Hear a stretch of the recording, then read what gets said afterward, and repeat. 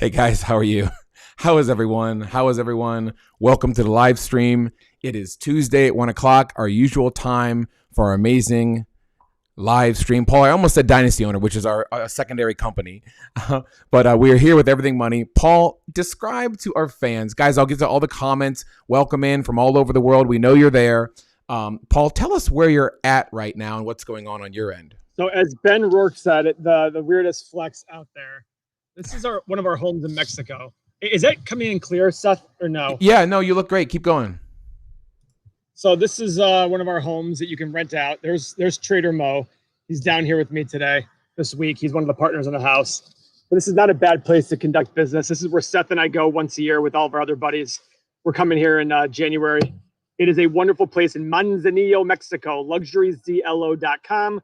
For those of you who have wives or girlfriends that you want to make happy, they might think you're the greatest human being in the world if you bring them down here. But we are jam-packed. We have so many weeks rented. It's ridiculous. So anyhow, it's in Manzanillo, Mexico.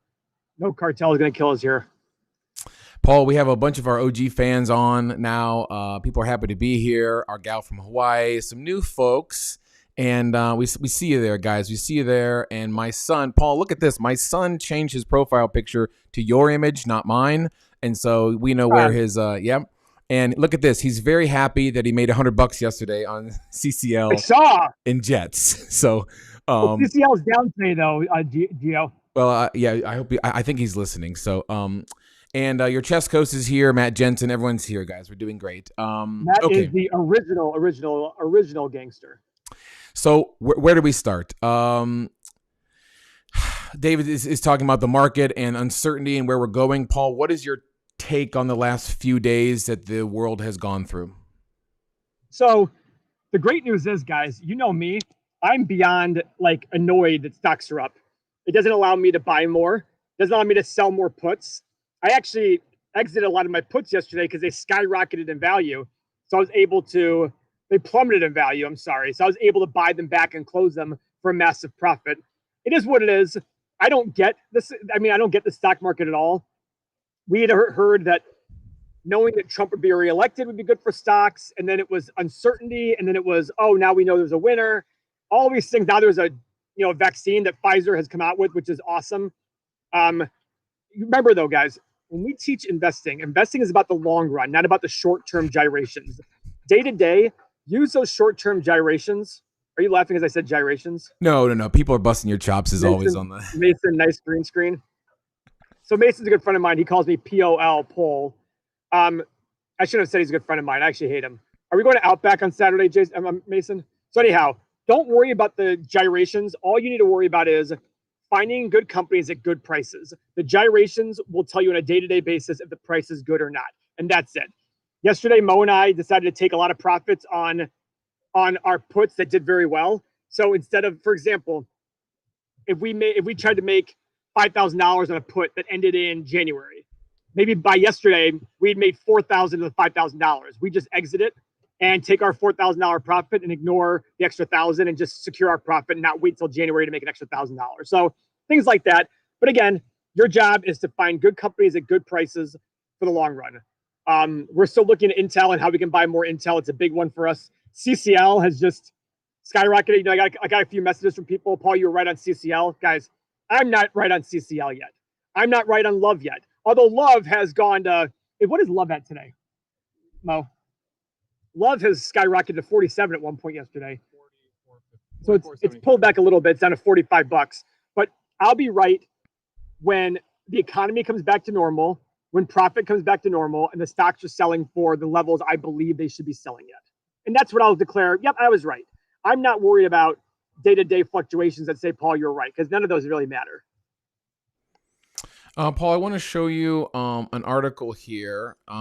It's this one. How can we do this? Let's get this screen up. Is this working? No. Oh, the one I sent you today. Yeah, that scene's not working as much. But basically, it was talking. I tried to fire up a scene and it wasn't quite working. But in essence, we're talking about we wanted to lead with Pfizer. What are your thoughts on this company? I was joking with you. We don't want to get too political, but there were definitely some jokes made how Pfizer sort of decided to either hold off on this news or wait for what they thought was a great timing. But in general, what do you see out of this company and its company health, regardless of the price at the moment rising? Well, why don't you go to my shared screen? I'll pull up Y charts. Go ahead. So remember, guys, one of the big things I talk about with drug companies is what is their pipeline. Clearly, yesterday they announced a pretty monumental short-term pipeline. And a lot of scientists think that coronavirus will be around for a very, very long time. So this could be a very good pipeline for a long period of time. Overall, Pfizer here, it's a little expensive on a PE front.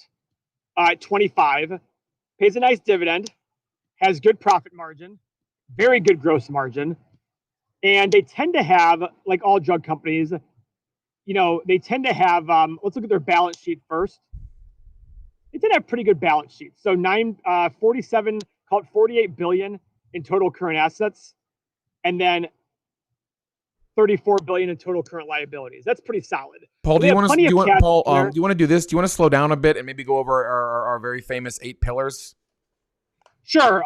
So we're kind of skipping around a bit, but I want to keep it a little bit slower. I thought we were doing a high level. Okay, so let's do the 8 pillars first. So first off, big fat X in the PE, 25. The company is $215 billion. So don't look at the share price. You look at the market cap when you talk about buying a company. 18% profit margin to the bottom line. That's great. That beats that. So we have 1X so far and 1 check mark. And on the side front, 80% gross margin. That's really phenomenal. Drug companies tend to have that because once you're done making the drug, it's just a bunch of dust put together or something like that. Isn't that right, Seth? Yeah. Let's do pillar number 3, which is revenue growth over the past 5 years. Revenue growth. All right. So 49, 52, 52, 53, 52. So it's technically a check, but it's very stagnant. Even if you go back to earlier in the decade, $61 billion, $65 billion. Again, they probably lost some drugs to go generic. They maybe sold off something. So the revenue is not exactly great over the last 10 years. But that's just the way it is in these drug companies. And you have to be able to look and sift through and say, can I still buy it at a price where if their pipeline doesn't turn out to be as good, I'm okay. So still a check mark there. How about pillar number 4, profit growth over the last 5 years? Okay, 7, 7.2, 21, 11, 16. Yeah, big time. And this 21 billion here, guys, there was a $9 billion tax provision. So one of the things that I would strip that out. So I'd probably make this 12. But the bottom line is it's still growing. So that's another check mark there. How about pillar number 5? Shares outstanding. Want this decreasing. The shares outstanding. All right. 6.2 down to 5.5. So we definitely have a check mark there. And if you look in the last decade, guys, they're down from 8 billion shares down to 5.5. So that's a 30% decrease in shares. It's a great thing to do with your extra cash flow, and you're basically rewarding your investors for sticking around for a long time. Let's go. We went to pillar number. Yeah, pillar number 6 is current assets over liabilities. You started this. Let's get after it. So total current assets, basically cash on hand. Yes, it involves inventory, things like that, but for all intents and purposes, it's cash on hand. 48 billion. Total current liabilities, 35 billion, 34 billion. They have plenty of money sitting in their coffers to manage rainy days and pay their bills right now. Okay, how about this? Now, before we get to this, Paul, let's make sure, guys. I love everything that's going on in the chats on there. That Paul, the people are going nuts. Let's make sure, guys. All we ask is make sure you smash that like button in the middle of your screen there, and just help us out a bit. Again, you don't have to pay us anything. YouTube will pay us for all this news we're bringing you. And then, Paul, one last thing for the new people jumping on. Will you one more time show the view that you have from just pan to the mountains with your computer real quick to make sure so there's Stockmo and there's a Santiago Bay in Manzanillo, Mexico. So yeah, that is a beautiful green screen, Paul. People love it. So, and Paul, before we get moving back, tell me this. Someone asked this question. Social Dancers asked if we do the 8 pillars and it's too expensive, which is very typical, Paul. I think people like hearing what range you like. We're not always doing that, so we have to make sure we let people know what. Well, and before so Social Dancers, great question, great. Oh, by the way, I also want to show my shorts. This is huge. Today? Yeah, this is huge. Guys, we got some really nice shorts over here. Look at that ass, folks. Look at that ass in them nice shorts. Very nice, very nice. Okay. So I would love to give a range, but my range will be very wide. And the reason being is we're not doing the thorough 10K analysis reading the 10K, finding out more and more about the company where we determine an actual intrinsic value. I will give a very wide range because that's important to me to not to basically hedge myself before I do the actual work it takes to actually make this thing an actual concrete number where I feel like I'm getting a good price. Now, the good news is companies like Intel are very obvious to me to buy at certain prices, so I don't have to do as much research. And by the way, John Fessing, the book I'm reading is Unknown Market Wizards. This is a book about a bunch of day traders who crush the market and nobody knows about them. I mean, guys who make like 70% a year. So, as part of Trader Mo and I, we're trying to get into some more short-term trading, momentum trading, and I'm trying to learn as much as I can about what other people in the past have done. Let's get back to pillar number 7 on Pfizer. Pillar number 7 is free cash flow growth. And here come all my graphics that don't need to be here. Oh, my gosh. Here we go. Sorry, guys. I'm killing these. Go ahead, Paul. Okay. Pillar number 7. Okay, so free cash flow over the... So in the last... So here's what I want to do on this one. Here's my trusty Excel sheet for Pfizer. Things going crazy. Let's actually go back to this. Let's just go back to this. Go ahead, Paul. All right, so Seth, are you ready for the math? Go ahead. Okay, so 13.1, 14.2, 14.6, 13.6, and 10. So everybody, free cash flow is cash from operations minus capital expenditures. It's technically plus capital expenditures because capital expenditures are a negative number. But the whole point is you're subtracting the absolute value, as John Fessing would say to people, but you're adding 2.59 to 12.59, which is 10. So what does that equal, Seth? 13.1. As an average? Yes. So times 20 is 260. Mm-hmm. So theoretically, you can make the argument that it's not a bad buy right now. Now, that's one metric of many. Again, with pharmaceutical companies, you have to understand their pipeline. Based on that metric, it's fairly priced. It might be actually priced 20% or 15% below. Based on the PE ratio, which is historically 15 or 16, is actually priced too high. So that's what I mean, guys. We talk about looking at different metrics and getting feels for the entire company. There's not one thing that'll determine if a company is a buy or not. You have to feel comfortable, especially in the drug business. Do they have a pipeline that has a lot of potential that can add to that bottom line? And the unfortunate part is they've had decreasing revenue in the last couple of years. So you got to wonder, is that going to continue or not? Who knows? Social Dance is asking again, like how am I wording this right, Paul? But how do you figure out that obvious price? Is that does she mean the price of free cash flow times 20? Yeah. So remember, the free cash flow times 20 is an arbitrary number. It basically, I'm taking the last 5 years of free cash flow, and as you guys saw, the free cash flow was increasing. So if we just go off of the last 5 years as an average, you're going to kind of hurt the most recent year of good free cash flow. So that's why I take a higher number. Usually that number should be, 10 to 15. But in this situation, since it's growing, we want to give a higher multiple to it to make up for the earlier years that were lower. So from that standpoint, it doesn't seem like a terrible buy. If you think that Pfizer can grow at, high single digits growth a year in revenue and profit for the next 5-10 years, you will do well buying Pfizer today.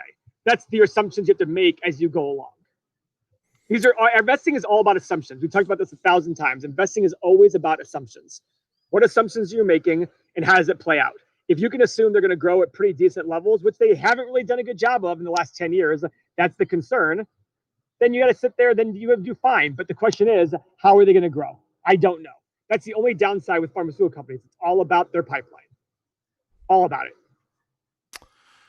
Paul, give me a second. My computer's freezing up a bit, but we can certainly talk about. There we go. Give me a second. There we go. I'm back. Sorry about that. I think she was. Let's see. I'm assuming it's a she, maybe not, but I think she was talking about Intel. Like, how do you come up with that obvious price for something like Intel? So at the moment, Paul, going back to Pfizer. I mean, you still think this is a good buy? Would you like to look at momentum and maybe see, even after this enormous rise, is this still a good company in your eyes? Well, I didn't say it was a good buy yet. I was just sitting there saying it's something to look into more to determine if you want to buy it or not. Am I afraid of it here? No, not necessarily, if I believe in their future. Momentum right now. So guys, remember on momentum. So what I'm going to do here is Mo and I have been working a little bit harder to find how things do. And we've actually found that the 300 and 100-day moving averages are a better long-term perspective for catching momentum. So we're going to look at those a little bit more. We have found that when we back tested 100 versus 300-day moving average, what that means is the last 100 days of the stock price average and the last 300 days. When the 100 crosses over the 300, and the 100 here is the blue line, crosses over the orange line, that's a positive sign. When it crosses below, it's a negative. So right here, we're actually in a negative momentum situation. But if you look at currently, we're very close to crossing back over. Now, what does this mean, guys? When we back tested this, we picked a portfolio of 75 stocks. And we sat there and said, we're only going to buy when the 100-day crosses over the 300-day. And we sell when it crosses back below. We don't short, we're just always buying and selling, and that's it.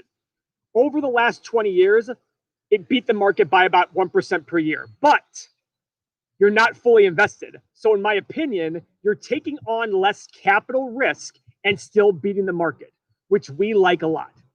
And there are periods of time where it doesn't do as well. In the last 10 years, it didn't do as well as the first 10 years. So you have to keep these in mind, but we look at things over long periods of time. And again, like I said to you, we're not invested fully the entire time, which is a really awesome thing. So you're not even invested fully, and you're still able to beat the market. That's a pretty incredible thing to do. Now, you're not learning anything about the fundamentals of the company. You don't care about the fundamentals of the company. All you care about is what's the price doing relative to the 100-day and 300-day moving average. So right here, we're in the negative technically still from early August, but we're getting very close here. If you want to look, we're getting very close. Oh, wait. It crossed. Did it cross over? Oh, boy, it's getting really close to crossing over here, guys. So this could be a crossover today or tomorrow. So this would be a buy. This is very exciting. This is very good. This could be a buy today or tomorrow just based on this momentum and the 100-day going over the 300-day. That's great news, Paul. John Thiesing said, when you back test, do you use daily closing price or do you factor in the candlesticks of the day? Go ahead, yes. Paul. We do daily closing price. Great question, John. And this is all done through. Can you take my screen share off? Go ahead. You're ready. Okay. This is all done through Bloomberg. And in fact, guys, our app that we're creating for Everything Money, we are getting the data and we're going to create our own back tests so we can provide a lot of information for you guys on the best things we're going to offer that as part of our app is when 100 days cross over 300 days on a portfolio of the S&P 500 stocks, like which ones crossed over when at their time. So it can give you an idea of what to buy, not to buy. Again, we're not going to guide you on that one. We're just going to say to you, this is when the 100-day crossed over the 300-day. This is when the 100-day crossed below the 300-day. So things like that. But when we backtested over 20 years on closing price, that's what it came up with. Guys, we absolutely love what's going on the chats. You guys are incredible guys and gals. Make sure, of course, you guys are always smashing that like button. And we definitely hear some of your requests about some specific stocks, Starbucks, and some other ones. We will get to them. I just want to hear Paul's opinions on some of the stocks we've been talking about for months. So, Paul, right off the bat, CCL and JETS. We've been talking about these. You've been a huge fan of CCL for a long time. Talk about what happened yesterday, and has it changed your opinion? No opinion has been changed. If anything, I'm hoping a vaccine comes out for just the entire country in general. And these specific investments I've made, CCL desperately needs this vaccine to happen because you have thousands of people enclosed on a ship trying to make out with each other, trying to hook up, especially these swinger ships that Seth and his family go on. Yep. And family. I'm really excited about these. Are we frozen? No, you're good. You're good. I'm really excited about these, and I hope that the CCL continues to go up. I think it's worth far more than what it's currently selling for. Far, far more. Oh, Paul, I think I lost you. Yeah, I do think we lost Paul. We're gonna try and get him back. Let me text some guys real quick. In the meantime, we do have some questions about some specific stocks. Like I said, Starbucks is something we can certainly look at later and sound the alarm. People are saying yes. Yeah, you're right. We lost Paul. We'll get him back. He is in Mexico with shoddy internet. Yeah, you're right. CCL 40%. Yeah. Thanks, Guy. I hear you. Here comes Paul back in. You guys are doing great. Thanks for hanging with us at the moment. You guys are incredible. And yes, Clorox did get blasted yesterday, and we will talk about them as well. Let me get Paul in here real quick and see if we can get in. Paul, are you in, baby? You're back, babe. Yeah, go ahead.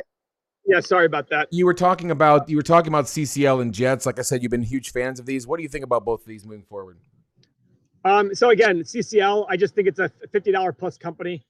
And I think, there's some news that came out today that Seth was going to unload on me. I don't really know the exact numbers, but CCL, I definitely have positive opinions of it as long as they can get back to these cruise to shipping, not the shipping, to having these ships go around. But again, you have thousands of people stuck on a ship.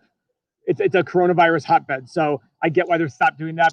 But Jets, guys, it's air travel. I made a bet on Love. I still think Love is the best financed airline, and I still think it's worth a lot of money. Is it worth tons? I think I had it worth $60 a share. I think yesterday it got to $48 a share, so it's pretty close. So here's the Carnival. Now this is what we talk about all the time, guys.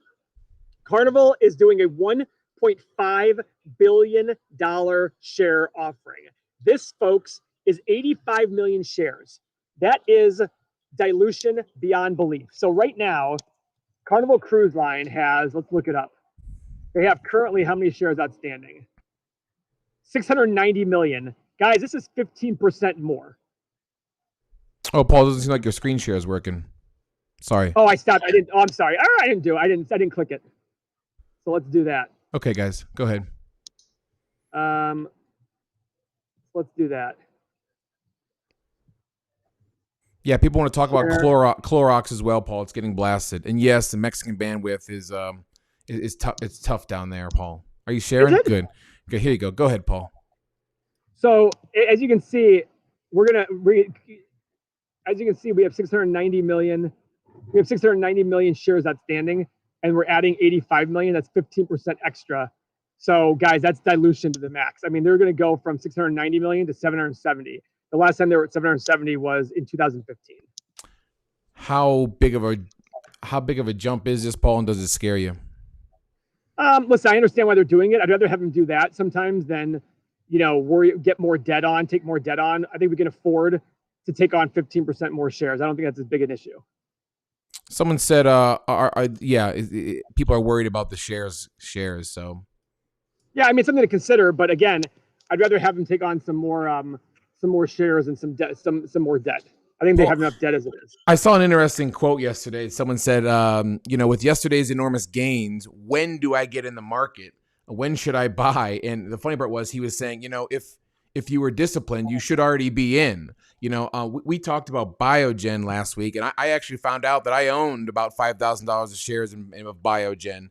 And so sometimes I own so much stuff, and that I follow Joel Greenblatt's theory of investing. And so I own some stocks I don't even really know about. And then that's sort of the point, is you want to get some of these non-sexy stocks. So, but Paul, I told you this morning, I was still surprised and I was surprised, maybe you weren't, companies like Tesla and Amazon didn't do so well yesterday. What are your thoughts on those? And tell us why. Guys, whenever, for Amazon, it was because, all of a sudden people are saying, well, people are going to be able to go out and shop again. So F Amazon. And this is exactly what bothers me. People look at, you're telling me that Amazon's worth 5% less because all of a sudden, to me, if you didn't think that eventually we'd end up getting a vaccine, that shouldn't drive the price down 5% just because that's just stupid to me. Tesla, I don't know why Tesla went down, to be honest with you. I just think to myself, maybe people just thought, okay, let's go put our money into other companies that have a lot more potential from a real estate standpoint or a retail standpoint. Well, more power to them. And what do they sell? The ones they've made a lot of money on. So whenever there is a downturn, the biggest gainers usually tend to go down the fastest. Although from March, Amazon and Tesla have skyrocketed, but we'll see. Paul, people want to know about Starbucks. You want to pull it up and do the 8 pillars on it? Yeah, let's do that. Bucks. Thanks for all the comments, guys. You guys are incredible. I see a lot of new users out there, new comments. Welcome. I don't know who you are, but we're glad. Paul and I are glad to have you. Paul, let's rock the 8 pillars here. My background's fidgeting up on me a little bit, Paul, so give me a second. But let's do the 8 pillars on Starbucks. Get after it. Okay, so $110 billion company. That means if you want to buy the full company, don't worry about the stock price. As you can tell, I don't even have it on the screen. You'd pay $110 billion today to buy all the shares outstanding. PE ratio, oh boy, guys, that's a little skewed. It's clearly because they've had not very much revenue in the last few quarters. So we'll look at that more detailed. Last 12 months, Okay, that's inaccurate because in the last 12 months, they've had $1 billion almost in profit on 23. Oh, no, it is right. No, it's about 122 billion. That's right. 122 PE. So X here, I'm not worried about it as much. Gross profit, 6.3%. Again, not worried about it because I imagine it has to do a lot with the corona and them getting back into place and having to pay a lot of overhead costs along the way. So we have 2 X's so far, but I'm not concerned about it quite yet. How about revenue growth over the past 5 years, Paul? Revenue growth for Starbucks. Okay, now we're going to go. Now their year actually ended in September. So they don't have a year end of December. They have it September. So we'll be able to see this. So last 5 years, 19, 20, 22, 24, and 21 and a half. It's still a check mark, but it's a very consistently growing company. But I want to show you guys the quarterly to see how much the quarters dropped. Look at the second quarter of 2020. They did 3.75 billion in revenue. The second quarter of 2019, they did 6.3. So they almost fell in half because of COVID. So that's where you got to see why their PE is so high, because they probably lost money that quarter. They lost $678 million that quarter. When the same quarter the previous year, they made 1.3 billion. That's a $2 billion swing to the negative on earnings. So that's why I'm not worried about that number for Starbucks. I'm not worried about that PE. So this is an example of me saying, guys, don't worry about that PE. Ignore it. You need to look at what's it going to be like when it stabilizes. So let's see here. If you look at their net income, oh boy, this is an X. 2.8, 2.9, 4.5, 3.6, 928. But again, it's because they had a $2 billion swing from one quarter to the next quarter. So that's why they showed a big drop in profit. I'm actually surprised they even showed this, but either way. How about pillar number 5 is the number of shares outstanding? 1.47 billion down to 1.173. Check mark there, Uncle Seth. That's good stuff, right? Shares going down. That's really good stuff. Do you have your earphones in? I hear echo. I do not have my earphones in because they just went dead. Okay, great. Let's go to pillar number 6, which is current assets over current liabilities. All right, current assets, 7.8 billion. Current liabilities, 7.34. So very tight, but still has enough. It's still a check mark. They have about $500 million in leftover money. But again, who knows how much it has to do with COVID? Because remember, their quarter, that's the last quarter. So that was very recent. Who knows if they're still catching up on bills, et cetera. Let's look at the same quarter of the previous year. 7.75 in current assets and 5.9. So you see there's a big difference between current liabilities and current assets in the previous, in 1 year ago in that same quarter. Does that make sense? Oh, sorry, no, right here. Mm-hmm. How about pillar number 7 is free cash flow growth? All right, free cash flow growth. Ready, Seth? I'm ready, baby. Go for it. 3.2, 2.7, 10. Wow. 3.2, and 100. 100? 0.1. And just put 0.1. 0.1. Sorry, put 0.1. 0.1. Great. Divided by 5. It's 3.8. Yeah, I don't really know about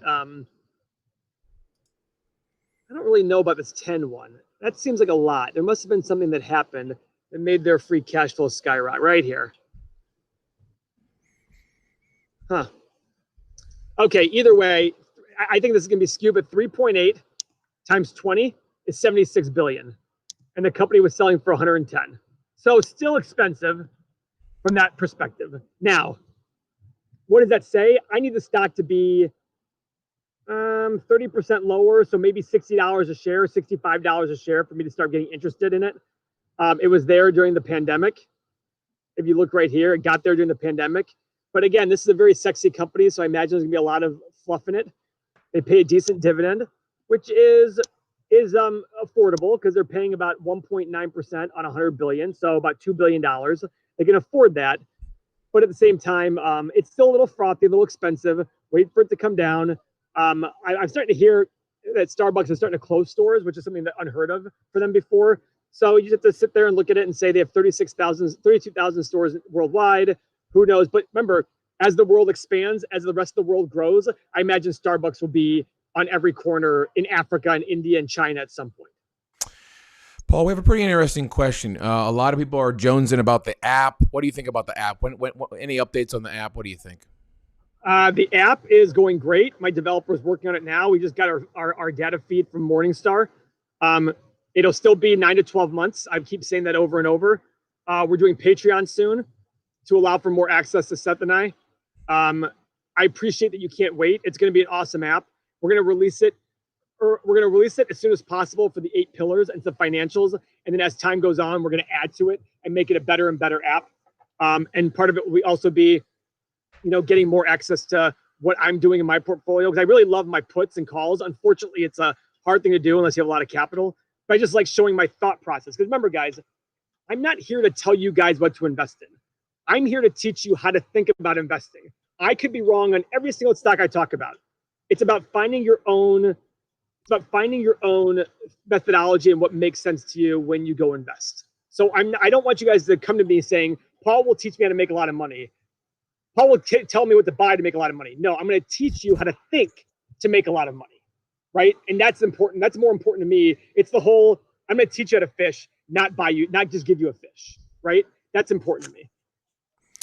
So Video Reach also had an interesting question, Paul, I wanted you to address.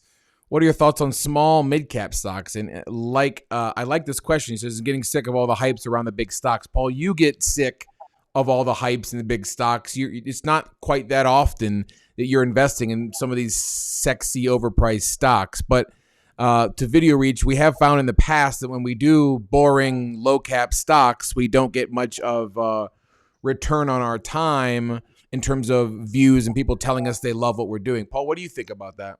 Is this a Patreon type thing? It's a great question, and it's exactly right. So you guys got to think about it. You're going to find more value in smaller and smaller companies because less people are following them. That's very, very important. So over time, I believe small caps tend to do better than mid caps. They tend to do better than large cap. If you think about it, a big company is going to be followed by 1,000 analysts. So they're going to all figure out, they're going to be owned by all the institutions. The small and mid cap ones aren't going to be followed as much. So they have to sit there and figure out what they're going to do, how they're going to make. You can figure out where the underlying value is that everybody else doesn't see. It takes longer, but at the same point, that's where the real value is in the smaller and mid-cap companies. I think it's a brilliant, brilliant question. Can we find out what Video Reach's name is? Can he or she just let us know? Because that's a great question. Yeah, Paul, I was going to say, I was looking at the stocks that slayed in my portfolio yesterday. I'm following the little book that beats the market. And of course, half of these, I have no idea what the hell they even are, which is, I guess, not a very wise way to invest. But in general, following the book, I had 16, 17, up to 40% gains on companies I never even heard of. So, guys, we'd like to talk more about these more of unheard stocks.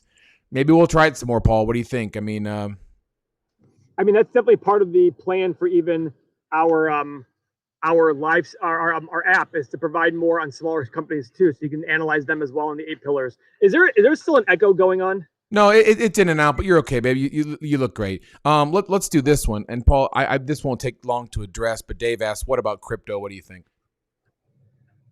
Dave, if you're going to trade crypto, more power to you. From a fundamental standpoint, I just don't like it. I don't think fundamentally it's the right thing to do. But from a trading standpoint, absolutely. Go figure out how to read charts, how to do momentum on crypto, have more power to you.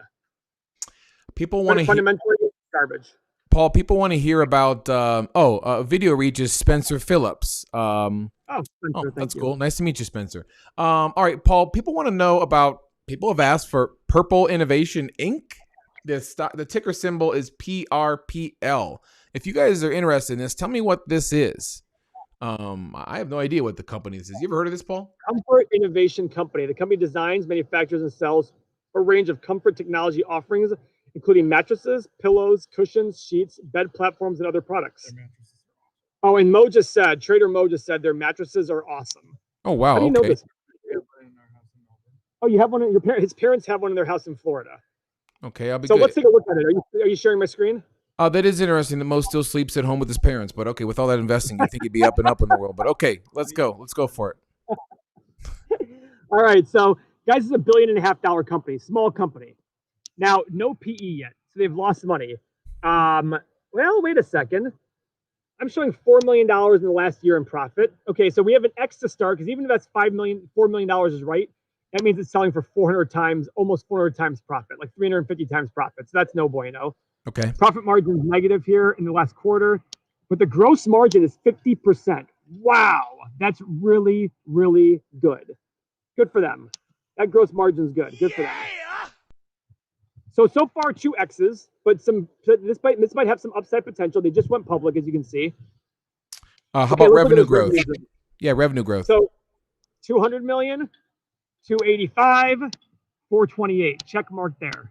Nice. Let's see how they've done quarterly. So guys, look at this. In the last quarter, they reported $165 million in revenue. The same quarter last year, 103. So they're up 60% quarter to quarter from the last reported quarter. That's pretty awesome. Nice. Okay. How about profit growth? Did you just do that, Paul? Did I miss it? I did not do profit growth. So negative 2 million, negative 8.8, negative 4.3, negative 4. So X there, because they are losing more money than they did 4 years ago.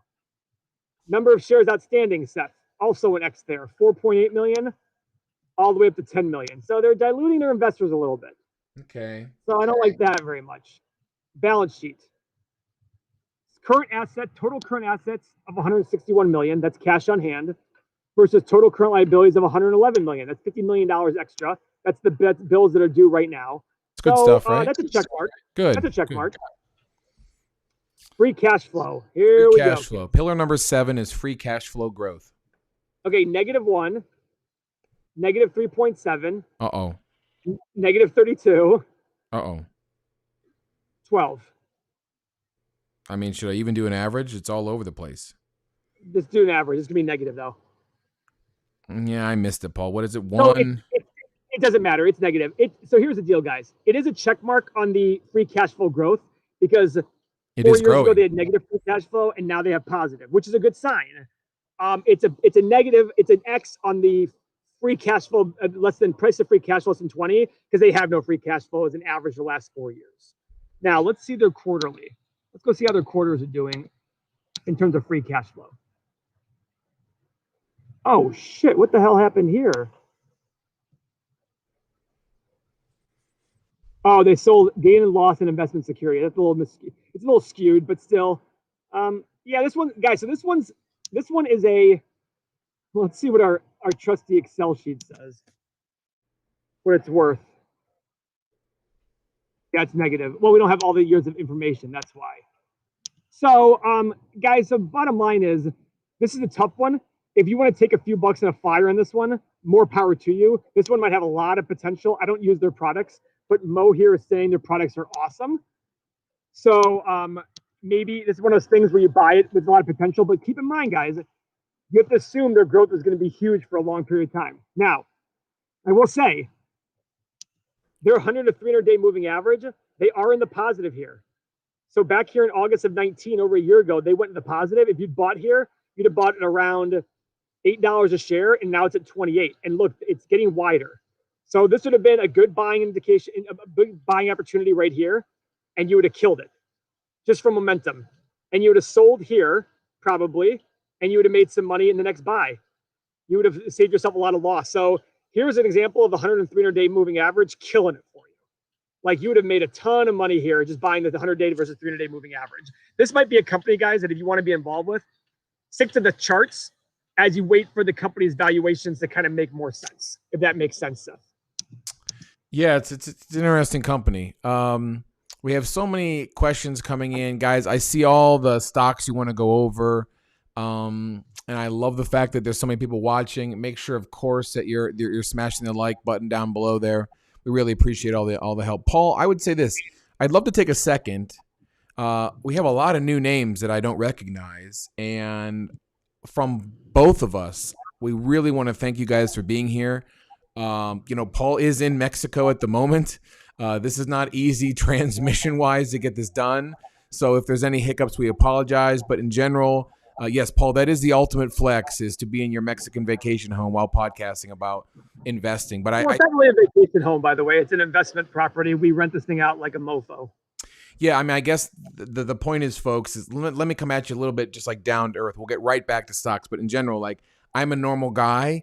My dad drove a dump truck growing up. I just saw my parents fight a lot about money, and it was always tough. And I met Paul over 3 years ago now, and just listening to him, having him in my life, has really helped. We didn't meet 3 years ago. Well, yeah, I'm sorry. We met high school together. Yeah, we met 27 years ago or something, Paul. Yeah, we went to high school for 4 years together, 25 years ago in a small class. At which point, the only time Seth ever talked to me was get out of my way, dweeb. And then 4 years ago December, we ran into each other at a Cavs game.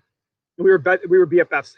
Yeah, so I mean, we've Paul and I have been we talk every single day, and this educational platform we have on YouTube is really Paul's brainchild, and so we just can't thank you enough for being here. Like I said, we literally have like 2,400 subscribers, and we're treating it like 2.4 million, and we hope to get there one day. And so just from the bottom of our hearts, thank you for being here, smashing the like, and for your support. Again, you guys never have to give us a dime. If you want more exclusive access to us, we will be creating outlets for that, including the Patreon and the app, where we have uncensored Paul and Seth's portfolio reviews, and just a lot more content. And it's coming, Paul. It's coming. We're working on the Patreons now. It's looking phenomenal, and we appreciate all the help out there, guys. So, Paul, I would say people are asking about a couple other people have been asking about Beyond Meat. I saw it in the news.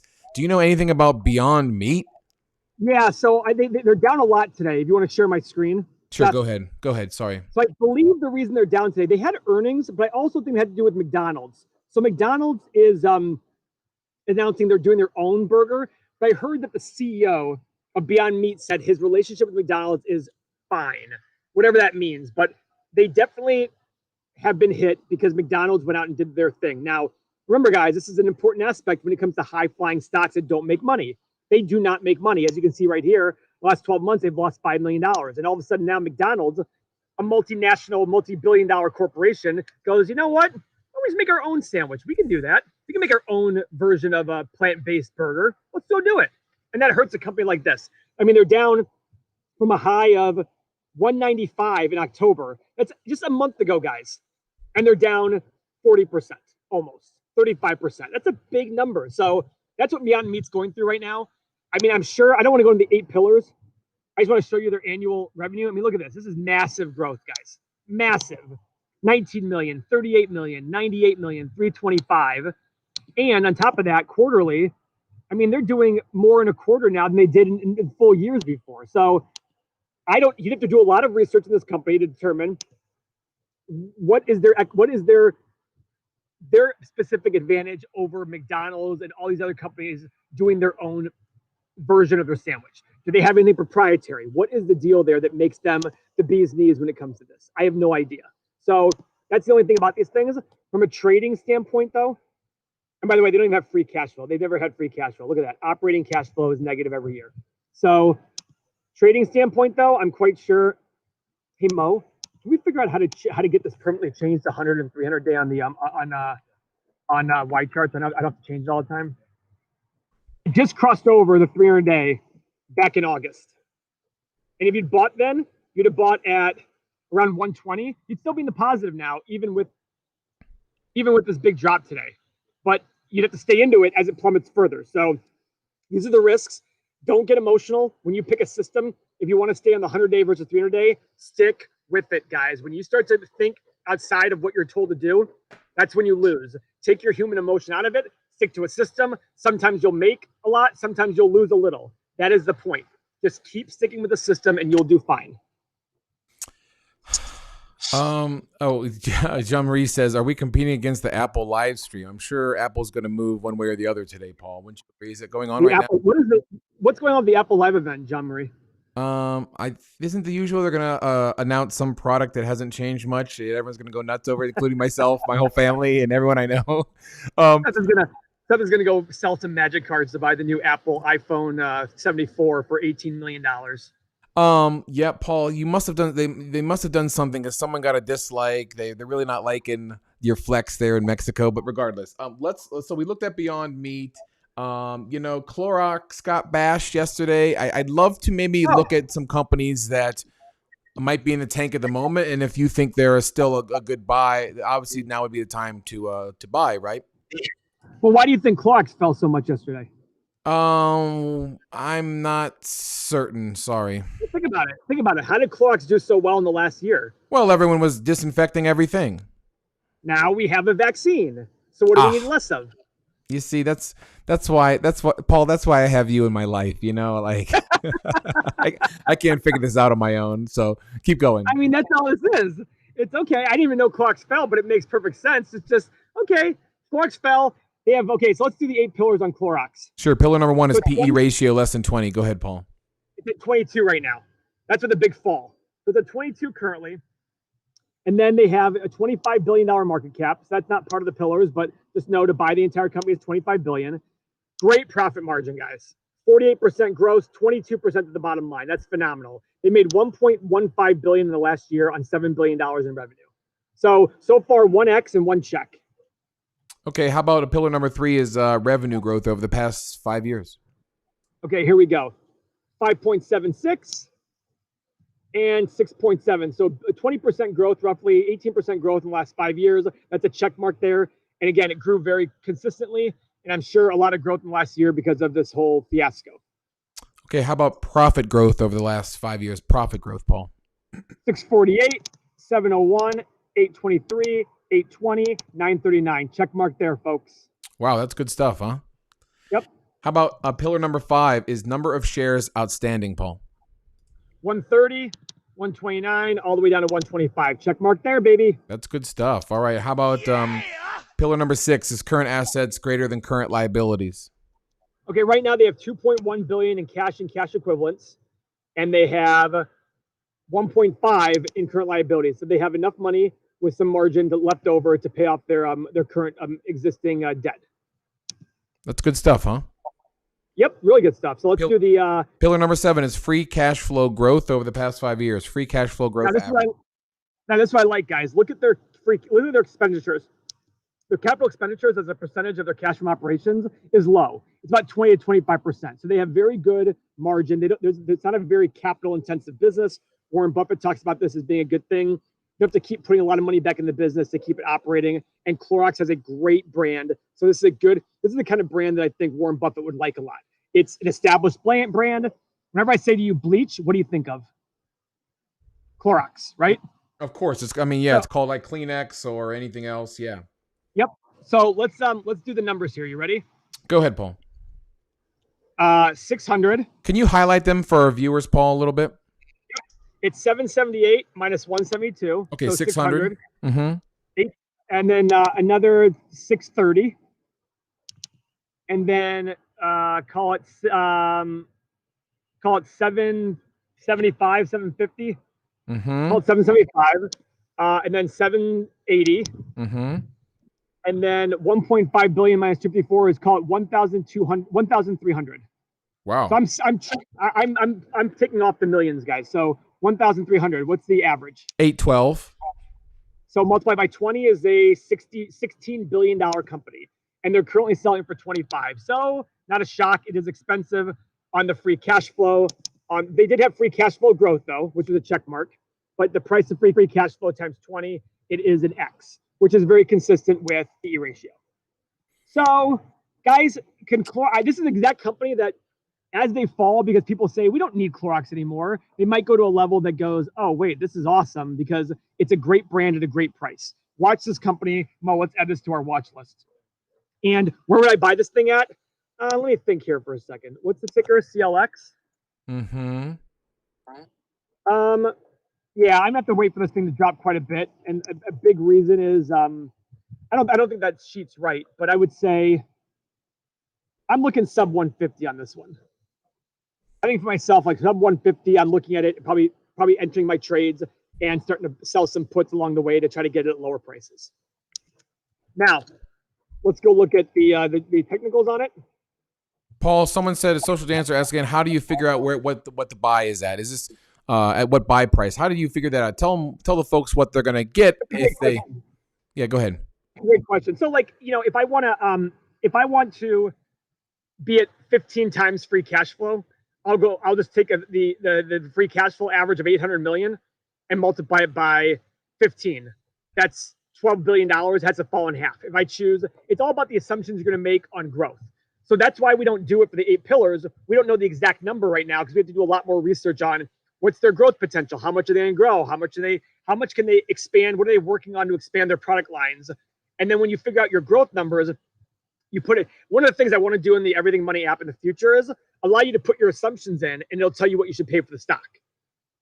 But you have to make your assumptions. Every investment's based on certain assumptions. Yeah. If you make very aggressive assumptions, Clorox is going to grow 20% a year for 10 years. Hell, you could probably pay $300 a share for it today, but it's all based on your assumptions. You have to always sit there and say, what's a reasonable assumption for every stock? I'm used to just saying, okay, let's say I'm not trying to get the exact price right now. I'm just trying to determine, am I a buyer or not? $200? Nope, not a buyer. At what point will I start paying attention? Probably 150, because at that price, I'm like, okay, it's selling for 15 times free cash flow, or no, probably 16, 17 times free cash flow, PE of 15. Okay, 16, 17. Okay, maybe I start looking at it to determine what's the right price for it. Because it is a great brand. I do believe you should pay a premium for that. But saying an exact number on any given stock based on the 8 pillars is impossible because you have to know more data. But again, if you like a good company that's selling a good price, like Intel, I think Intel's a buy at this price where it's at right now. I'm just trying to sit there and buy a little bit at a time as it goes further down. That's it. People love Intel, Paul. Do you have any more thoughts on it? I'm waiting for it to go down further, guys. I love it.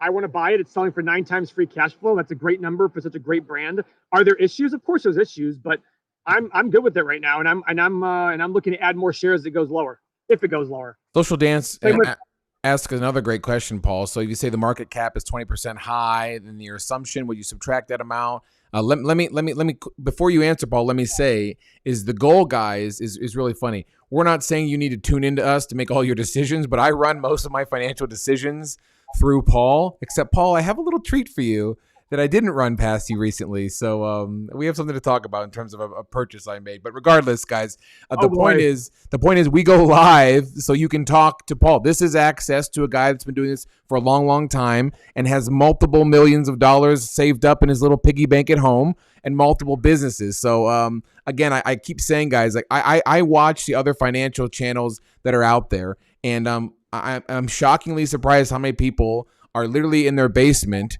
just talking about things, like speculatively talking about things, where Paul is bringing you a disciplined approach to the numbers. So I went crazy there, Paul, but what do you think about, like, when you're trying to pick a stock, I would just say more research is usually needed, right? Wouldn't you say? Yeah, so first off, guys, we have 60 people watching live right now, which means we probably had 250 overall, and we have 52 likes. Come on, guys. Don't be lame here. Now, Paul needs his likes, so make sure you guys smash that button or he gets upset, gets his little panties in a bunch. But keep going, Paul. So I will say this. If you just bought purely on price of free cash flow, you'd probably do okay if you bought a large basket of stocks. You don't need to do thorough research. Just looking at financials the way we do, you'll probably do fine as long as you stay consistent about it. Just pick a good basket of stocks that are selling cheap. You'll probably do well over a long period of time. But I have not back tested that yet to see what it is. But when I back tested on a week-to-week basis, on a year-to-year basis, it beats the market by a good amount. 3 or 4% a year all day. That's a lot over a 30, 40-year period. So my goal here is to tell you, hey, if you want to do more research, you should. Asking me what's the price to pay, I don't know, because I like to do more research on it. But a company like Intel, Intel's been around for so long, I'm going to do less research on Intel than I would do on Purple Innovation, because it's a new company, it's smaller. I need to understand a lot of things. So, that's my goal, but everybody has a different style. Mo and I's investment teacher, our teacher, he's freaking having conversations with CEOs, going to their factories and meeting with them and all that stuff. That's not what we want to do. We're not in the business of doing that right now. We want to pick companies that are well-established, have good brands that are selling cheap, because they eventually will. Just like Intel. Who would have thought Intel 20 years ago would be selling for 9 times free cash flow? I wouldn't have thought that, but it did. It happened. A lot of people are now. I preface the buy, Paul, and even Nicholas is saying, "Oh, Seth bought a Tesla." Guys, I own a Tesla, but Paul has taught me that Tesla is for a disciplined long-term investment strategy is not a great company to be involved in. Now, you want to day trade it, have fun, right, Paul? That's what you say. But yeah, I already own the Tesla. And Nicholas also guessed, Paul, about getting an authentic Santa suit, which we talked about before. and we might be getting me dressed up for the Christmas season. And Santa suits are expensive, so I might need some help from Uncle Paul. Okay, guys, let's do this. Paul, what's this big purchase you made? What's this big purchase you made? I mean, listen, I have to show folks in general, Paul, it wasn't a ton of money. Okay. It's just a stupid little thing, but it really was like a bucket list thing for me. So most folks, guys, if you're watching like investment, if you're watching investment channels with like Bugattis and like Lamborghinis in the background, the Everything Money channel official car moving forward will be a 1972 Cadillac Eldorado. Which will be in my driveway tomorrow, Paul. So can I make a comment? For everybody out there, Seth is the king of buying useless shit. And then he comes to me and goes, Paul, I'm worried about money. And I'm like, well, don't buy $40,000 worth of magic cards in a month. And don't buy a 1972 Eldorado. So my dad, I took the senior homecoming. I took a 1969 Eldorado convertible to senior homecoming. I hated that car.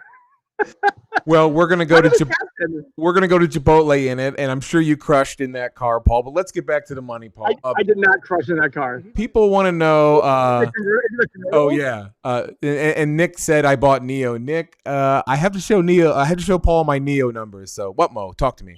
So Seth, I think it was about 4 weeks ago. You were driving around in my convertible, and you were like, "I don't like this. I don't like the sun on my face. This is the first time I've ever been in a convertible. I don't really like it." Did you buy a convertible? It's a convertible. Yeah, it's a convertible. Unbelievable. So listen. I don't listen, guys. I hardly formulate the thoughts that come out of my mouth. Don't get in an argument with Paul because he'll bring back things that you said in the past. I don't even listen to what I'm saying to myself. So all right, guys. Listen, Paul. People still are wondering. You know, Cameron just jumped on and said Cisco and Intel. We talked about these companies in the past. People are loving this. Do you want to pull up Intel again and show people what's up? Cisco and Intel, great companies. We're not going to do the full eight pillar analysis. I don't want to bore the people who've already been here, but it's selling for 9 times PE, 9 times earnings, 9 times free cash flow, great profit margin, great gross profit, good dividend that they can afford, great free cash flow all around. I like this company. I think it's worth upwards of $70 to $80 a share. That's my opinion. I could be wrong, but I like it. And we'll see. I mean, I bought it. Same with Cisco. I don't think I have Cisco. I think we have options on Cisco. We have options on Cisco. But Cisco, same thing. It's selling for 15 times earnings. Good profit margin right here. Good profit margin, good gross margin. Love the company. Great free cash flow. But guys, remember, look at this. They're not even selling for their highest price since March of 2000. They're still at half the price of 2000. That's when I sit there and say, when people say, oh, these companies won't drop for yeah, this happens in bubbles. Look at this. They were selling at $77 a share in 2000. They have not crossed. The highest they've gotten is $52 a share, give or take, $54, $55 a share. These things happen, guys. But either way, this was untouchable for me back then. I'm buying this all day today. So that's the way I look at it. And I love Cisco. I love Intel. And I'm gonna keep accumulating as the market goes down. Paul, we have some other requests. What is PLTR? Did we do this in the past? Yeah, we've done Palantir Technologies, I believe. No, we haven't. This is a very new company, guys. They literally went public like a day ago. No, like last month they went public. They went public October 1st. What is going on? They don't make money. They lose a ton of money. Pass, guys. I'm sure. Data sets. At least got them software product. I don't really want to look at this, not to be rude to anybody, but this is like not even a company I'd be on my radar. It's $22 billion with $900 million in revenue. I mean, I'm sure they're growing like crazy, but still, I'm just like, other options for me out there. I'd rather not invest in this now. Why is that, Paul? I mean, cut back a bit, the skinning it down a bit to why you just say that. It's going to be hype. It's not making money. It's losing half its money every single month, every single year. Half the revenue goes to losses. I mean, that's a big. I'm bigger on buying established businesses that have more reliable and more reliable cash flow streams. That's what I'm into. That's just how I roll. I mean, that's just the way I want to do it. Paul, a lot of folks are looking into Altria Group. The ticker symbol is MO. Do you know about anything in this? I do. So, guys, this is cigarettes. Okay. Philip Morris. They have cigarettes. They have wine, etc. So they just did a big investment in Anheuser-Busch InBev. This is the what's it called? What do they call it? No, it's what do they call it? It's kind of like I forget. The bottom line is cigarettes. Now, cigarettes aren't growing in this country, but they are growing overseas, and they are expanding to wine and things like that. So their PE right now is 110. I'm sure a lot of that has to do with the fact that they probably lost a lot of money in the last quarter. They've only made $734 million in the last year. So right now, X on PE, profit margin, I don't know how quarterly. Last quarter, they lost 16%. But their gross margin, guys, is 65%. So we have two X's so far. $73 billion company. Financials. Guys, look at these revenue. Look at this revenue. It's another X. 25.36 to 25. Guys, look at their revenue in the last 10 years. It's pretty much flat. It's hard. The business of tobacco is hard. Everybody hates you. The business of tobacco is hard. Let's look at their net income. 5.2, 14.2, 10.2, 7, $1 billion loss. So something has happened recently. What was the $1 billion loss about? So what I do here is when I see some random number, I go into these things right here. Other income expenses. What did we find out? What did they do?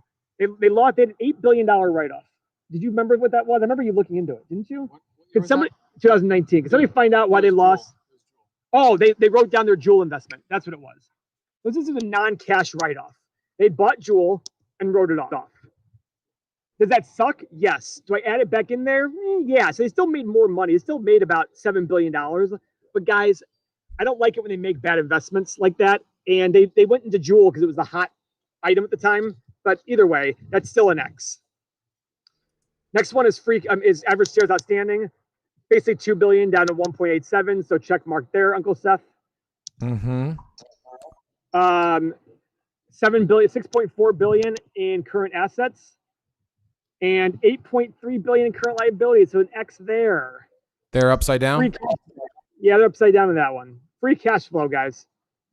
Now, as you can see, last year they had a big $8 billion write-off, but they still had cash from operations. It was just a write-off. It was a non-cash expense. Okay, so, Seth, you got your calculator out? I'm ready. Go ahead. What are you drinking, Paul? People are asking, what are you drinking? Guys, what am I always drinking? Yeah, folks, if you don't know, yes, if you don't know, Paul will drink, probably at least 10 Coke Zeros a day in Mexico. You have 2 for breakfast. Yeah, I have 2. I don't have 10 a day in Mexico. Right, Mo? I think I probably have 7 or 8, though. Okay, keep going, Paul. I'm ready. Free cash flow. Let's do it. 5.5, 3.75. Nope, sorry, 3.65. 4.7, 8.1, 7.6. It's about 30. Divided by 5 is 6, times 20 is 120. And I will say this. It sounds like a screaming deal. I would not pay 20 times free cash flow for this company because of the fact that it's tobacco and they're not growing at all. I would pay a lot less for this. However, it seems to be selling pretty cheap right now based on the free cash flow number. I'm not opposed to this one. I think this is one of those ones that had a lot of X's, but I actually wasn't opposed to it and would watch it here because this is quite the drop since 17. This one's not bad, guys. This one's interesting. Paul, do you want to pull up the momentum? Yeah, let's pull up the momentum. But while Paul's pulling it up, Paul, I'm interrupt. Make sure you guys are smashing the like. We can't thank you enough for being here. It's been an incredible live stream, Paul. It's already well over an hour, depending on how long you want to go. Oh, well, we'll probably answer a couple of questions. So, guys, right now, the stock is currently the 100-day average is blue. It's currently under the 300-day average, and that's likely because of the chart. As you saw the chart. So here it went below, back in. I would watch this one very closely for another buy mark, guys. This is one that you're going to add on a momentum perspective to your view, because as this thing goes down and down and down, they don't go down forever, especially a company like this. Keep it on your radar for both fundamentals and trading here. This is an awesome company to look at and wait for, because once this triggers over the 100-day, goes over the 300-day, you might have a good buying opportunity. And even on a fundamental basis, you'll have a good buying opportunity. So I'm not opposed to this one. Fundamental standpoint, I'd probably start looking at it. What level do we have puts on them? Can you look up the strike prices? Because I do remember That makes, I was going to say, is it 35 or so? Yeah. So we have puts at 34 and 30. So the stock price, and what dates are those, Mo? 12/4 of December. Okay. And 1/15 of 2021. So we have two buys. We have two strike prices, one for December, one for January, where the stock goes below 34 or 30, we get to buy them. And 34 is for December, and 30. And once those expire, we'll probably write new ones. So this is a very exciting stock to look at, guys. Trading wise, please add this to your view. Find out, there's plenty of free software out there. It'll show you 100-day and 300-day moving average. Tradingview.com is one. You might have to learn how to use it a little bit, but create the 100 and 300-day moving average. This is getting very close. And with this downward trend right here, like you can even see a chart right here. You can even see a channel it's going. I think this is something to watch for trend, for sure. Paul, Social Dancer asked really great questions. Like, can we find these moving day averages on free sites? Yeah, tradingview.com. If you use Google moving average website or data, they're all over the place. All over the place. There's tons of free one. I use TradingView a lot of times. You have to learn a little bit about it, but their community of help is amazing. Just you'll figure it out, and it's awesome. Marcus, thanks for joining us from the UK. Paul, this is interesting. Matt says, and answer this question, Paul. Will we be inviting fans to meet in Mexico? The answer is yes, Paul. Well, do I want to make fun of Matt for Matt's been invited to Mexico and he's like, I'm too scared of the cartel. I'm like, okay, but moving forward, Paul has definitely envisioned training seminars in New Mexico homes in Mexico for a week with a specific number of people, something like 20 to 25. We all think that is exclusive. It'd be very exclusive and very pricey, of course. It's my time for a full week. It's these houses, food, alcohol, air flight, all that stuff taken care of. All right, Paul, we still have a bunch of other requests. Actually, going back, Tony was talking about, I interrupted you with some funny news, but we didn't talk about that dividend back on Altria. Do you want to pull it back up? The dividend? Yeah, the dividend on that cigarette company. On that cigarette company? Yeah. Oh, damn. 9%? Guys, that's going to fall. I have a hard time believing these guys, if they go to 30, are going to pay that big of a dividend. They're going to sit there and use the excuse of, guess what? We're not paying that dividend. That's a monster dividend. Can they afford it? Yeah, they can afford it. No, they can't afford it. Because 9% on 73 is $7 billion. Their average was what? Their average was $6 billion. They can't afford this dividend, guys.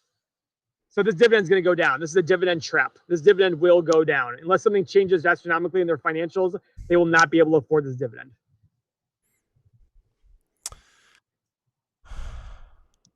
All right, guys. Paul, we could go on forever. We could. So let's stop it right here. We love you guys. This has been great. We're going to have our next one on Thursday at 1 p.m. Eastern time again. Mm-hmm. This time Seth will put the right time on there. We'll have Seth explain how he tried to call me out for being an idiot today, but it turns out it was actually him who was the idiot. And love Seth's shirt. Yeah, it was a great time, guys. I appreciate you guys doing this. Yeah, you guys are awesome. Make sure you smash the like. Share this with someone who might want to hear from Uncle Paul. Again, you're getting really I wouldn't say totally uncensored help, but this is what Paul does on a daily basis. Trader Mo is next to him. We're growing, the channel's growing like weeds, guys, and we will keep it up. And we have a lot of new exciting stuff in the future. So thanks everyone for being here. And yeah, love it. People are chiming in. Paul, it's just incredible. So all right, guys, thanks so much. We love you. Again, join us Thursday at 1 p.m. Eastern. Paul will be in Mexico. I will be in Ohio. And we'll do this again. Thanks, guys. See you. See you guys.